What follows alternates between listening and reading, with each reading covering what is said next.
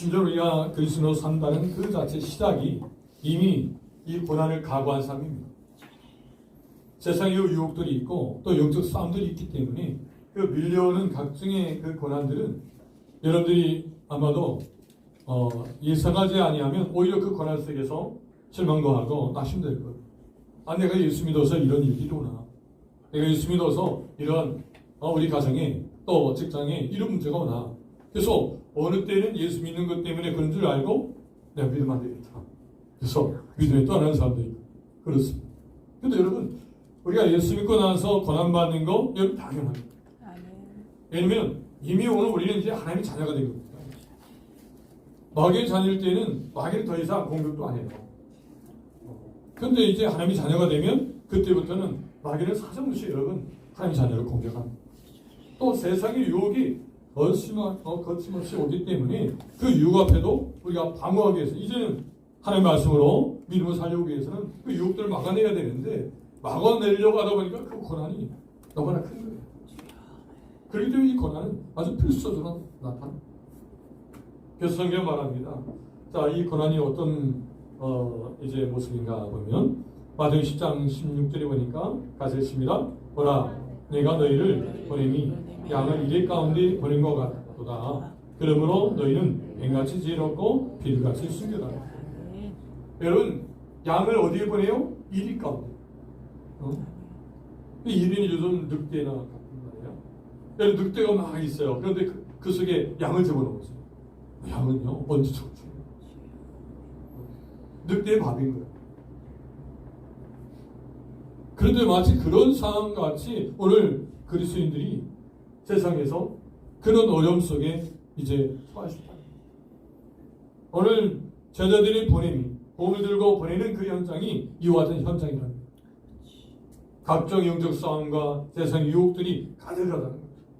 자, 이럴 때 우리가 이길 수 있는 것이 하나님의 지혜를 가지고 있어야 이길 수 있다. 하나님의 지혜로 이길 수 있다는 거예요.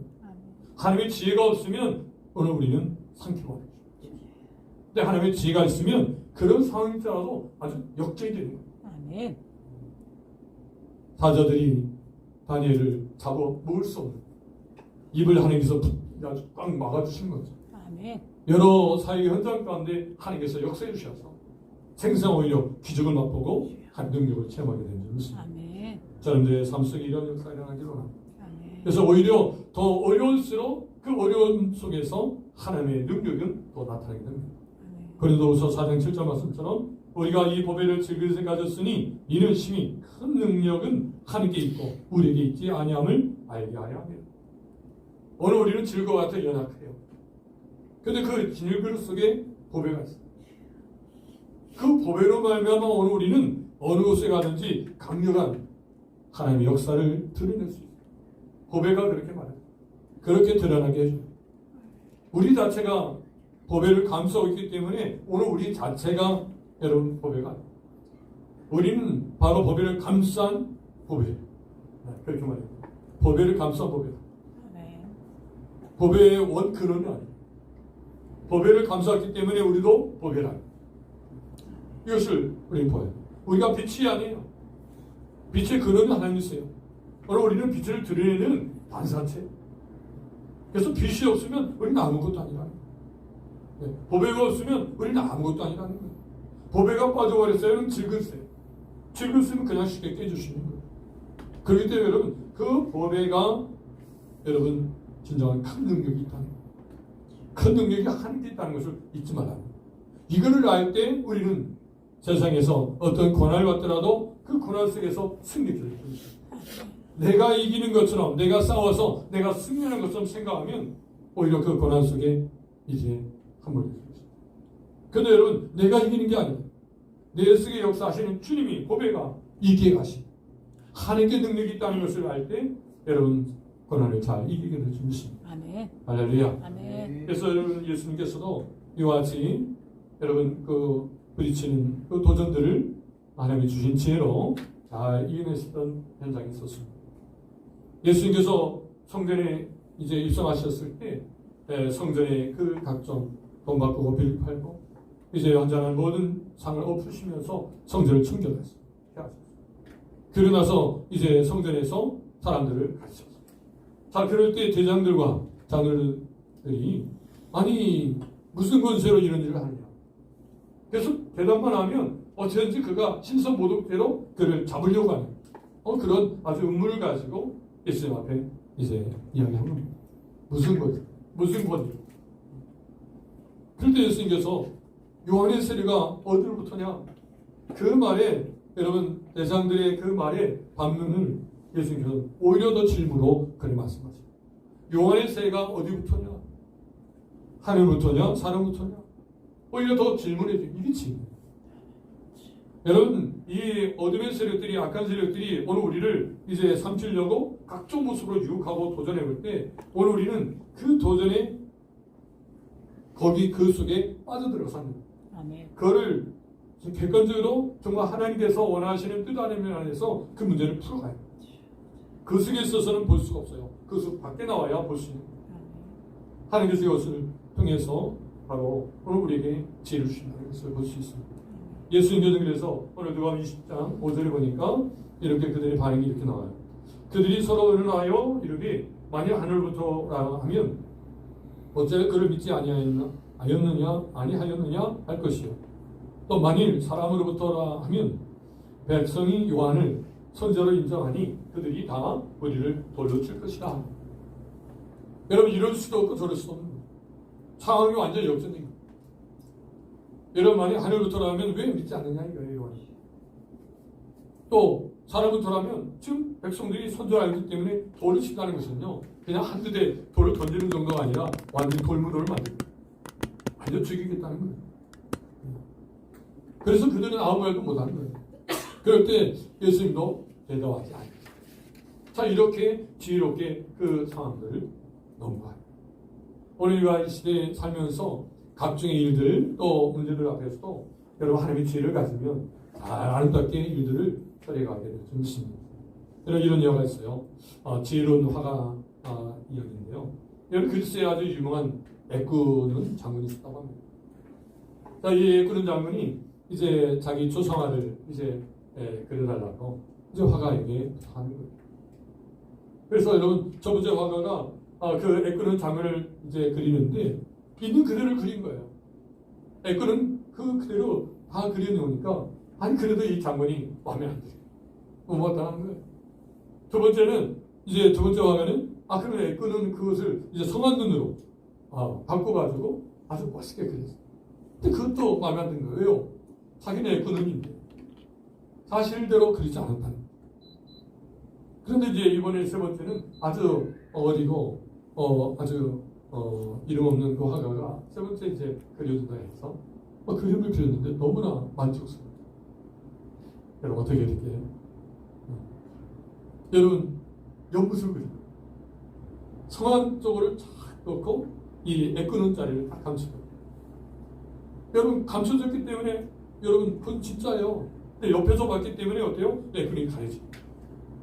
이게 지혜라. 여러분 사람들의 허물을 덮어주려는 것이 지혜. 왜냐면 주님이 그걸 원하십니다. 오늘 우리는 허물 없는 사람들이 없습니다. 아무리 미인도요 그 속에 다 허물이 있어요. 그 허물들은 오늘 우리는 그리스도의 사랑 가지고 주님의 마음 가지고 덮으려고 할 때 여러분 그 속에 지혜가 나타나게 됩니다. 잠언 3장 18절에 이렇게 말합니다. 지혜는 그 얻는 자에게 생명나무라. 지혜를 가진 자는 복되리라. 지혜를 가진 자는 생명나무라. 영원히 생명을 갖도록 돕는다. 그렇기 때문에 여러분 오늘 지혜는 우리에게서 너무나 중요합니다. 그래서 우리가 이 지혜를 갖고자 하나님께 여러분 구하길 바랍니다. 꾸짖지 않으신다. 구하게 해주신다는 거예요. 오늘 우리가 이 지혜를 가지고 승리하는 그런 삶 되시길 바랍니다.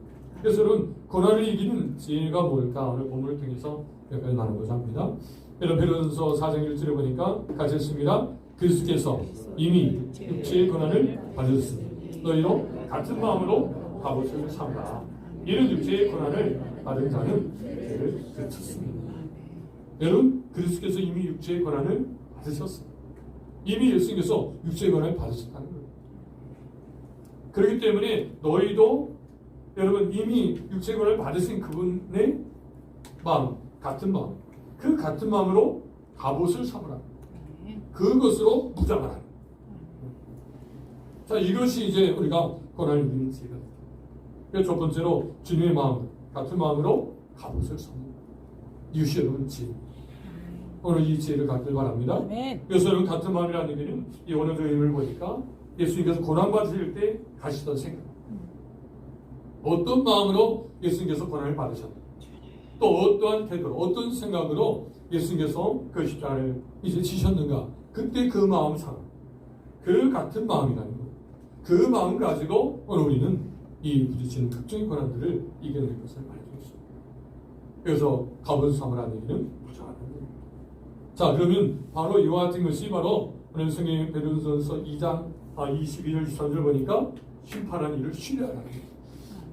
같은 마음으로서 오늘 우리가 갑옷을 삼는 것, 주님의 마음과 같이 되기 위해서는 여러분 심판하신 이의 일을 신뢰하는 겁니다. 여러분 생각해보세요. 죄를 범하지 아니하고 예수님께서는 죄를 범하지 않으시고 그 입에 거짓이 또 없으시며 욕을 당하시되 맞대어 욕하지 아니하시고 고난 당하시되 위협하지 아니하시고 오직 공의로 심판하신 이에게 부탁하시고. 여러분 십자가를 지실 때 그 주변 사람들이 욕하고 조롱하고 뺨까지 때립니다. 그 십자가의 여정을 쭉 보면 여러분 사람으로서 받을 그 모든 수모, 예수님보다 여러분 예수님처럼 당한 사람이 있을 수 없습니다. 아무리 여러분 고난을 받아도 예수님보다는 더 나아요. 이미 예수님께서 다 받으셨기 때문에 예수님의 마음을 가지면 어떤 고난도 어떤 문제도 다 이길 수가 있다는 겁니다. 그래서 예수님께서 그렇게 고난당하시면서 예수님께서 갖고 계셨던 마음은 공의로 심판하신 이에게 부탁하셨다는 거예요. 공의로 심판하실 이분을 신뢰하는 것이 바로 주님의 마음을 갖는 것입니다. 바로 주님의 마음입니다. 오늘 이 마음 가지고 우리가 이겨낼 수 있습니다. 그래서 베드로전서 2장 24절 보니까 친히 나무에 달려 그 몸으로 우리 죄를 담당하셨으니 이는 우리로 죄에 대하여 듣고 의에 대하여 살게 하려 하심이라. 그가 채찍에 맞음으로 너희는 나음을 얻었나니. 여러분 오히려 고난 속에 있을 때 오늘 우리에게 주님의 마음은 어떤 마음이요? 사명에 초점맞아요. 고난과 어려움들이 올 때, 여러분 세상에 유혹이 올 때 그 유혹 속에서도 내가 분명한 사명을 알게 되면 유혹도 이기게 되는 것입니다. 우리가 사명을 분명히 깨닫지 못하면 유혹이 오면 쉽게 유혹에 빠질 수도 있어요. 근데 분명한 사명이 있다면 그럴 수 없다는 거예요. 예수님께서 어떤 사명이 있었어요? 여러분 분명하게 그 몸으로 우리의 죄를 담당하셨어요. 우리의 죄를 담당하기 위해서 그 십자가를 지어야 되기 때문에 어떤 상황에도 그 십자가를 지어야 됩니다. 그 사명이 있기 때문에 끝까지 여러분 그 십자가를 지었던 것을 볼 수 있습니다. 여러분 이 일들을 통해서 오늘 우리가 지금 각종 고난을 승리할 것입니다. 그래서 예수님께서 이미 세상을 여러분 이기셨다는 거예요. 그래서 오늘 우리도 이제 마땅히 이기셨다는 거예요. 아멘. 할렐루야. 아멘. 요한복음 16장 33절 같이 읽습니다. 시작. 이것을 이루는 것은 너희로 나를 누리라. 세상에서 너희가 하려나 담대하라. 내가 세상을 이기노라. 여러분 담대하시기 바랍니다. 이미 예수님께서 다 이기신 이 세상입니다. 그렇기 때문에 이제 우리가 주님과 같은 마음을 가지고 이제 갑옷을 삼고 어떤 고난과 어떤 환난도 곁을 이길 수 있다. 우리도 세상을 이길 수 있다는 이것을 여러분들이 기억하시면서 승리하는 귀한 시간 되길 바랍니다. 여러분 또한 이제 주님의 마음으로 갑옷을 삼는 것은 바로 거룩한 삶을 위해서 거룩한 삶이라는 거예요. 여러분 고난당한다 해서 여러분 이제는 고난을 당하니까 내 마음대로 살아야 되겠다. 그럴 수 없다는 거예요. 이미 여러분 우리 안에 주님께서 계시기 때문에 주님 원하시는 삶대로 오늘 우리는 거룩한 삶으로 나가요. 요한일서 1장 7절을 보니까 그가 빛 가운데 계신 것 같이 우리도 빛 가운데 행하며 우리가 서로 상임이 있고 그 아들 예수의 피가 우리를 모든 죄에서 깨끗하게 하실 것입니다. 아멘. 할렐루야. 아멘. 그런데 여러분 우리가 어떠한 죄도 그리스도 안에서 우리는 깨끗하게 된 사람이에요. 이제 깨끗하게 됐기 때문에 더 이상 죄로부터 이제 갇혀지지 아니하고 자유롭기 때문에 더 죄에 대해서 종로도 하지 아니하고 이제 죄는 멈추라. 끊어버려야 돼요. 베드로전서 오늘 보면 1절에 그래서 같은 마음으로 갑옷을 삼으라. 이는 왜 그래요? 육체의 고난 받은 자는 죄를 그쳤습니다. 육체의 고난을 받은 자 라는 것은 이제 주님과 함께 우리는 연합되어 그 고난을 받았다. 주님과 연합되어 이제 죄로 인해 죽은 사람이에요. 아니, 죄로 인해 죽은 사람이 다시 죄를 짓습니다. 물론 우리는 죄를 안 지어도 죄를 질 수밖에 없는 그런 육신의 모습이죠. 그러나 여러분, 우리가 자원해서 또 우리가 알아서 스스로 죄를 짓는 자리에 갈 수는 없다. 여러분, 우리가 분명히 죄와는 단절돼야 되고 거룩한 삶으로 이제는 또 살아가야 될 줄 믿습니다. 할렐루야. 요한일서 5장 18절에 그래서 우리 같이 또 읽어요. 시작. 하나님께로부터 난 자는 다 범죄하지 아니하는 줄을 우리가 알아. 하나님께로부터 나신 자가 그를 지키시니 악한 자가 그를 만지지도 못하느니라. 하나님께로부터 나신 자가 그를 지키십니다. 악한 자가 어때요? 그를 만지지도 못합니다. 그 믿음에 우리는 더 이상 여러분 죄에 이제 종로할 수 없다는 거예요. 하나님이 지키시고 보호하시기 때문에 거룩한 삶으로 살고자 하면 거룩한 길로 계속해서 나가시다. 그래서 여러분들 어둠에 갇히지 말라는 거예요. 이제 빛의 자녀들처럼 확실하게 살 것을 말해주고 있습니다. 그래서 그러므로 주님과 같은 마음으로 답을 삼는 것은 심판하신 이를 어때요? 신뢰합니다. 고난 상황에도 뭐예요? 우리는 거룩한 삶으로 살아가야 되지 않습니다. 첫 번째 적용입니다. 나에게 주님의 마음으로 답을 삼는 것은 무슨 의미가 있나요? 여러분들이 한 주간 열전에 오시면서 이제 나에게 주님의 마음으로 이제 갑오를 삼는 그것을 다시 한번 묵상하면서 한 주간에 철저히 말씀을 풍성하면서 사시길 바랍니다. 여러분, 두 번째는 고난을 이기는 지혜는요. 두 번째 하나님의 뜻을 따르는 것입니다. 여러분, 고난이 온다 해서 그 고난에 치우쳐서 내 생각으로 그 고난을 커버하고 방어하는 게 아니라 그 고난 속에서 한 뜻이 무엇인가를 발견하는 게 중요해요. 그 하나님의 뜻을 따르는 거예요. 바로 사도 베드로가 이렇게 교훈합니다. 베드로전서 4장 2절에 보니까 그 후로는 다시 사람의 정욕을 따르지 않고 하나님의 뜻을 따라 육체의 남은 때를 살게 하라 합니다. 그 후로는 어떤 후로는 주님과 연합된 후로. 우리가 그리스도와 연합된 후로는 이제는 오늘 우리의 삶이 사람의 정욕을 따르지 않는다는 거예요. 주님과 연합된 사람이라면 이제는 사람이 정욕을 따르지 않고 이제 하나님의 뜻을 따라서 육체의 남은 생애를 살고자 한다는 거예요. 할렐루야. 그렇기 때문에 여러분, 더 이상 육체의 정욕대로 살지 않으리라. 이제는 육체의 정을 따르지 않으리라. 이런 각오 안에서 우리는 육체의 정욕과 맞서야 해요. 그럴 때 오늘 우리는 더 하나님을 따르는 삶으로서 여러분 고난을 이길 수 있는 그런 삶이 될 줄 믿습니다. 그래서 고린도서 3장 16절에는 당연히 너희는 너희가 하나님의 성령인 것과 하나님의 성령이 너희 안에 계신 것을 알지 못하느냐. 오늘 우리 속에 예수 믿는 다음에 우리 안에 거하시는 분은 성령이다. 성령의 전으로서의 역할을 분명히 취하라는 거예요. 성령 역사하십니다. 어떻게 우리에게 사람의 정욕대로 따라서 할 수 있는가? 결코 그럴 수 없다. 그래서 하나님의 뜻을 따라 사는 것은 그래서 첫 번째는 사람의 정욕을 따라 사는 거예요.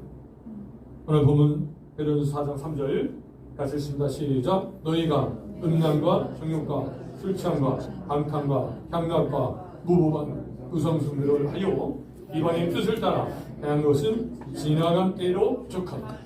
아멘. 지나간 예수 믿기 전에 그때 족한 거예요. 다시금 여러분 우리가 그걸 반복할 수 없다는 거예요. 철저히 오늘 우리가 돌이킨 사람으로서 다시 그 자리에 갈 수 없는 거예요. 이미 여러분 출입을 한 거예요. 이제 애굽을 떠났어요. 다시 그 길로 갈 수 없어요. 우리는 침례에 빠질 수 없어요. 다시 여러분 돌이킬 수 없습니다. 계속해서 우리는 앞을 향해 나가요. 앞을 향해서 하나님만을 따르고 하나님 뜻을 따라 하나님을 바라보고 나가야 될 줄 믿습니다. 그래서 우리는 로마서 14장 13절의 고백처럼 낮에 같이 단정히 하고 방탕하거나 술 취하지 말며 음란하거나 호색하지 말고 또 다투거나 시기하지 말고 이런 분명한 결심을 가지고 우리의 남은 생에 남은 때를 살아야 합니다. 자, 이것을 한마디로 다 이어가면 이런 어떤 방탕, 술 취함, 음란, 호색, 다툼, 시기 이런 모든 것은요 자기 뜻대로 하는 거죠. 아니 예수 믿는 사람이 자기 뜻대로 하면 그 믿지 않는 사람이에요. 예수 믿는 사람은 오직 주님의 뜻대로 하나님 뜻대로 살아가는 사람이 바로 예수 믿는 사람이에요. 아멘. 예수 믿는 사람으로서 그래서 우리가 하나님의 뜻을 따라 살고자 모든 일에 살아야 한다는 거예요. 아멘. 그래서 그런 자기의 뜻대로 사는 사람들이 바로 정욕적이다 이렇게 말하고 있는 것입니다. 사람의 정욕대로 따라가는 사람이 바로 자기 뜻대로 삽니다. 그렇기 때문에 여러분 이러한 삶에서 우리는 확실하게 돌이켜야 될 것입니다. 창세기 3장 6절에는 바로 여자가 그 남을 먼저 모음직도 하고 보암직도 하고 죄롭게 할 만큼 탐스럽기도 한 남은지라 여자가 그 열매를 따먹고 자기와 함께 있는 남편에게도 주매 그도 먹은지. 여러분 이와 같이 이제 먹음직도 하고 보암직도 하고 죄롭게 할 만큼 탐스럽기도 한 남은 이와 같이 사람들의 마음을 이 선악과가 그렇게 아주 유혹을 하죠. 이런 아주 정욕적인 것이 이제 사람들에게 이 세상은 이제 이생의 자랑, 또 육체의 정욕, 또 안목의 정욕으로 여러분들 잘 유혹한다. 자, 이럴 때 오늘 우리는 결코 말씀에서 여러분 지쳐서 합니다. 그럴 때 여러분 하나님께서 주신 말씀을 생각해요. 여러분 선악을 알게 하는 나무를 먹는 날에는 정령 죽으리라. 그 말씀이 떠올려지면 결코 그 선악과를 따먹을 수 없다. 여러분 그 말씀을 생각지 아니하고 아담과 하와는 결코 여러분 선악과를 먹게 되었죠. 그래서 여러분들이 기할 것은 정욕적인 삶을 우리가 여러분 제대로 분별치 아니하면 결코 이제 여러분 순종의 삶을 살 수 없다. 그럴 때 여러분 정욕적인 것은 불순종이다. 여러분 불순종 삶이기 때문에 결코 그 자리에 빠져서는 안 됩니다. 할렐루야. 철저하게 여러분 우리의 삶들을 발견시면서 정욕에 빠지지 않는 저 여러분들이 바랍니다. 여러분에게 정욕에 빠지지 마세요. 시작. 정욕에 빠지지 마세요. 세상은요 어찌하든지 정욕적이기 때문에 여러분들이 TV를 보든지 뭘 보든지 정욕적. 아주 크게 다릅니다. 요즘 여러분 한번 보세요. 여러분 예전에는 TV에서 가수들이 이렇게 뒤에서 이렇게 요리할 때 뒤에서 이렇게 막 율동하잖아요. 안무를 막 하잖아요. 그러면 뭐 그래도 뭐 좀 봐줄만 했어요. 근데 요즘은요 그게 모르겠어요. 정말 잘하는 거. 거기 때문에 그랬죠. 근데 그 모습들을 보면 아주 예전 같지 않다. 아주 어떤 면에서 아주 그게 다른 거예요. 아마 이태원 그런 쪽에 아마 여러분 그런 어떤 반무대를 가보면 아마 알릴 거예요. 옛날보다 더 그게 다른다. 여러분 주님 오실 때가 가까울수록 아주 쾌락사랑하기를 하나님처럼 사랑합니다. 그게 다라는 거예요. 약간의 쾌락들은요 성이 안 차는 거예요. 더 강한 것을 원하는 거예요. 완전히 세상에 중독됐기 때문에 더 중독은요 더 강한 것이 들어와요. 그래야 업적됩니다. 요즘 왜 이렇게 여러분 뉴스를 보면 마약 이야기가 많이 나옵니다. 얘네들은요 마약 이야기 없어서 외국 가는 사람들이 혹시 이제 마약 때문에 좀 문제에서 돌아오고 막 이랬는데 요즘도 우리 한국에서도 보니까 그냥 마약 얘기 이렇게 쉽게 나옵니다. 여러분 이것을 우리가 볼 때 이렇게 사람들은 더 극에 달한 쾌락을 쫓기 때문에 마약에 손을 대는 거예요. 성이 안 차는 거예요. 더 정욕적이 된다. 여러분 이렇게 되면 안 됩니다. 그래서 여러분들이 이 정욕으로부터 우리가 벗어나기 위해서는 말씀에 순종을 가야 돼요. 여러분 이러한 순종의 삶은 바로 두 번째는 그리스도의 옷을 입는 거예요. 여러분 우리가 하나님을 따라 사는 삶에 있어서 이 두 번째는 철저히 그리스도의 옷을 입는 거예요. 사람의 정욕을 따르지 아니하고 바로 그리스도의 옷을 입는 거예요. 로마서 13장 14절 같이 읽습니다. 시작. 오직 주 예수 그리스도 옷 입고 정욕을 위하여 육신의 일을 동하지 말라. 그리스도 옷을 입으라는 거예요. 그리스도 옷을 입는 것은 주님과의 친밀한 교제입니다. 친밀한 교제로서 주님을 배우며 주님을 따르는 것입니다. 주님을 알아가는 거예요. 그래서 고린도서 3장 12절에는 그러므로 너희는 하나님의 택하사 거룩하고 사랑받는 자처럼 긍휼과 자비와 겸손과 온유와 오래 참음을 옷 입고. 저는 여기서 옷 입고를 다 붙이고 싶어요. 긍휼의 옷을 입어야. 여러분 긍휼은요 내 속에서 그냥 나오는 게 아니에요. 긍휼의 옷을 입어줘야 그 속에서 긍휼이 나오게 돼요. 우리가 스스로 낼 수 있는 것이 아니라는 거예요. 그래서 여러분들이 긍휼함을 듬뿍 받을 때 긍휼이 나오게 됩니다. 또한 자비도 마찬가지. 자비도 주님의 자비가 어느 분 속에 흡족하게 임해질 때 우리 속에 자비가 나옵니다. 또 겸손도 그렇습니다. 온유도 그래요. 오래 참는 거죠. 그래서 이와 같은 이제 긍휼, 자비, 겸손, 온유, 오래 참음의 옷을 입어요. 그럴 때 우리 속에서 이런 열매들이 나오게 되었습니다. 마태복음 26장 39절에는 예수님께서 십자가에 달리시기 전에 겟세마네 동산에서 고백된 말씀이에요. 조금 나가사 얼굴을 땅에 대시고 엎드려 기도하여 이르시되 네 아버지여 만일 할만하시거든 이 잔을 내게서 지나게 하옵소서. 그러나 나의 원대로 마옵시고 아버지 원대로 하옵소서 하시고 할렐루야. 바로 이러한 철저한 하나님께 대한 순종. 자, 이런 순종은요 사람의 종욕을 벗어 여러분 그리스도 그 사명 분명히 감당하지 않을 때 여러분 이러한 철저한 순종이 나오는 중심. 정리합니다. 사람의 정욕은 하나님께서 불순도로 나타납니다. 여러분 사람의 정욕은요 하나님께 불순도로 나타나는 겁니다.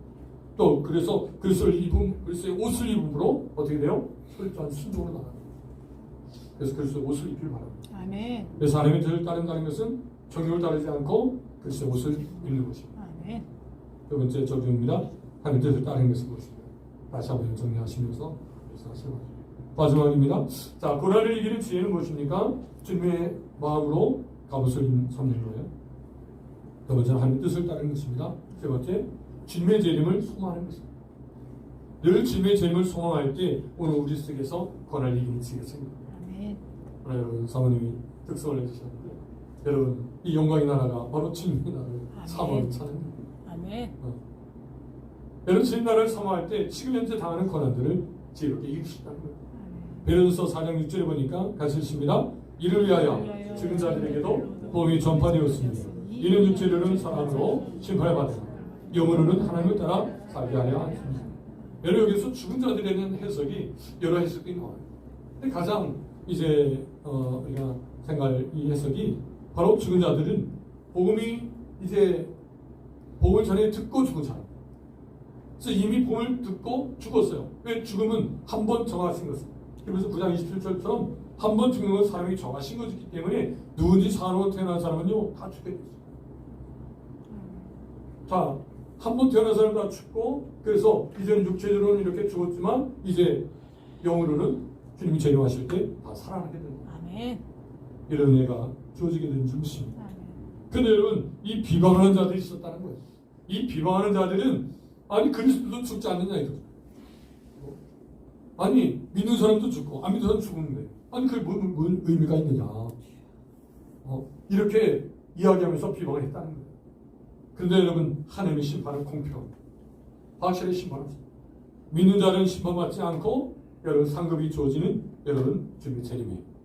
근데 믿지 않는 자들은 영원한 형벌로 받게 되는 재림입니다.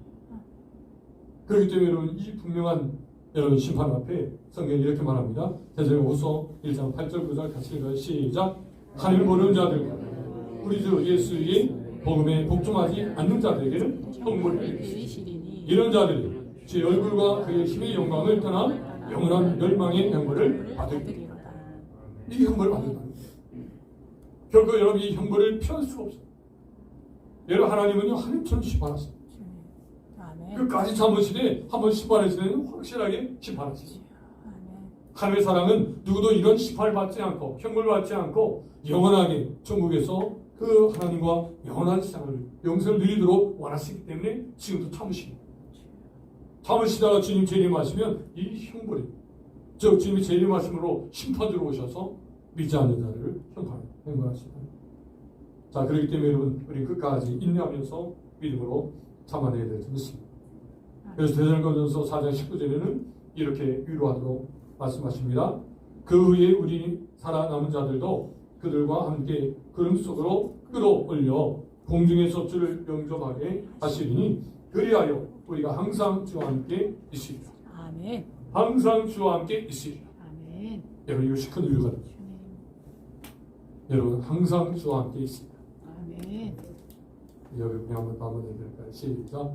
항상 주와 함께 있으리라. 항상 주와 함께. 여러분 이것이 언제나 여러분들이 고난에 처할 상황이나 앞으로 주님 재림이 이제 앞두고 여러분 이제 세상은 더 크게 나를 거예요. 아마 여러분 가정에서도 그렇고 주변 사회에서도 그렇고 아마 여러분들이 듣지 못한 이야기들이 더 나올 거예요. 자, 이런 시대의 악함 속에서 우리가 인정할 것은 이제 항상 주님이 이 시간도 함께 하십니다. 아멘. 이것을 통해서 여러분 함께 서로 위로하시는 시간 되길 바랍니다. 그래서 18절에는 그러므로 이런 말로 서로 위로하라. 이렇게 말씀합니다. 이제 다시 한번 정리하면 성도들이 서로 위로한 말로 주님이 항상 함께 하십니다. 자, 이 말은 고통 속에 있는 사람들을 위로해주고 또 끝까지 믿음을 이룰 수 있도록 힘주신 말입니다.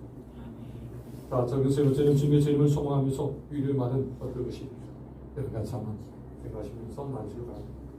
여러분 고난을 이기는 지혜는요 세 가지였어요. 주의 마음으로 갑옷을 삼는 것. 두 번째는 하나님의 뜻을 따르는 것. 세 번째는 주님의 재림으로 재림을 소망합니다. 자, 요약은 같이 했습니다. 시작. 고난을 이기도록 쓰시는 지혜는 주님의 마음으로 갑옷을 삼고 하나님의 뜻을 따라 살며 재림을 소망하는 것입니다. 자, 이런 은혜로 승리하시는 저를 되길 바랍니다.